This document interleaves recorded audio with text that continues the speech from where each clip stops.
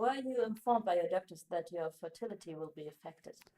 Well, yes and no. So my pediatrician, so the oncopediatrician told me, look, starting into the treatment, your fertility is going to be affected on long term, but it's not something that you should focus on because you're still young. It's not very important. Right now you're struggling for your life, so you need to focus all your energy towards that. So that's a thing less to worry about. So when I did my second surgery, the doctor told me, look, it's very good that you freeze your sperm. It's a very simple procedure. You go, you freeze your sperm. It's covered by the medical healthcare system. Just go and do it. I went up to my parents. We talked about it, and I was willing to do it. So I was willing to do it, even though I was coming from a very religious family. I was myself very religious.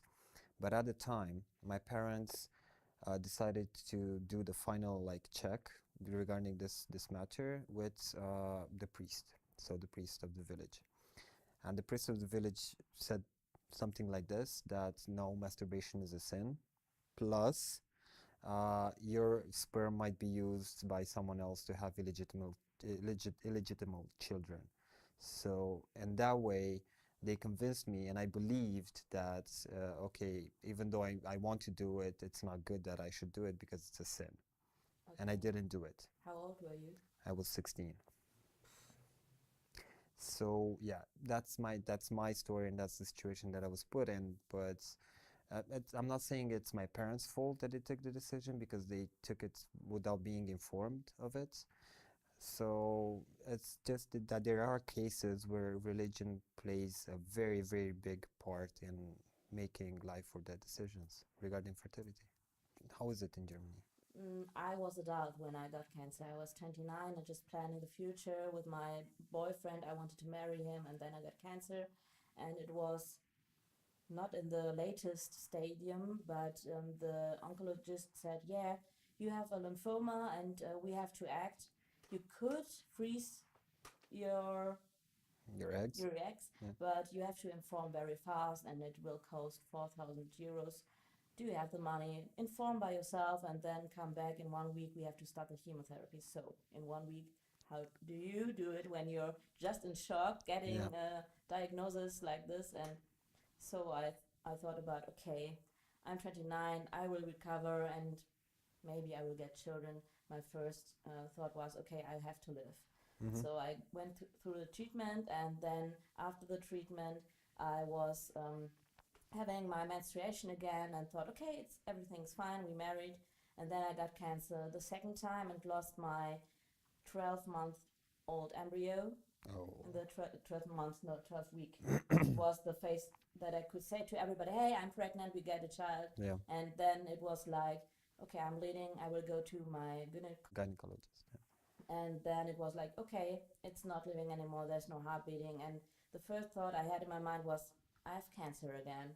That's what I thought. And 2 weeks later, I had a ball here on my On your neck. Yeah. on my neck, and then I said, okay, it's Hodgkin again. And that was the case. Everything was like glimmering in my body when I had the PET scan. And so I had to make the therapy again. I'm not thinking about getting a child now because I was in sorrow and I couldn't think about it. Yeah. So and now I have my menstruation never since 6 years, and my hormones are like I'm a 60-year-old woman, and I never get children because they said you have to start treatment now. But I think there would be a chance to have the treatment in 3 months and getting paid for it by the insurance. But it didn't happen because they didn't care about it. That's very interesting, because in Romania, usually fertility is not brought up at all. So they tell you need to focus on the treatment, on healing first, and after that maybe you'll figure out how to do fertility and everything. But they're doing some steps in remediating this problem. For example, in Bucharest, in the capital city, for the residents of Bucharest that get diagnosed between certain ages, but young adults we're talking here, they get free let's say services for freezing sperm and freezing eggs. So that's a good step in the right direction. but still it's not enough. It's only Bucharest, and it's only Bucharest residents. And in Romania, where cancer is still taboo everywhere you hear it, so it doesn't matter if it's city or countryside. It's really hard to actually imagine that you're gonna have fertility problems down the line, because my parents told me, oh look, we know somebody that also had testicular cancer and now he has kids, he's fine, you're gonna be fine as well, so just don't worry about it, because they knew the implications that were there. But just knowing somebody that had cancer, maybe the similar diagnosis, doesn't mean that what worked for them also would work for me. So it's really based on misinformation and not having enough knowledge to understand that cancer is not taboo, cancer is not an end. It's just something that happens. You have to get over it, and you have to move on with your life. But you have to be informed at the beginning of all of the risks, because then you risk not being able to have kids or not being able to have a proper family. Yeah, I had cancer 2009 and 2012, and that was a time when nobody thought about it. And after my treatments and getting over it in 2015, I think, I was engaged for the German Foundation for Young Cancer Adults, and I said to them, why isn't there position for young adults going through cancer and getting fertilized? Fertility preservation. Okay. And I brought it on the table, and it was 2015, and last year it got to the German Bundestag as a change of law. And now, next Monday, there will be a reading of this law, changing that the people who got cancer from 18 years old cancer patients, that there is a part of the staging in the hospital that you get your preservation for fertilizations.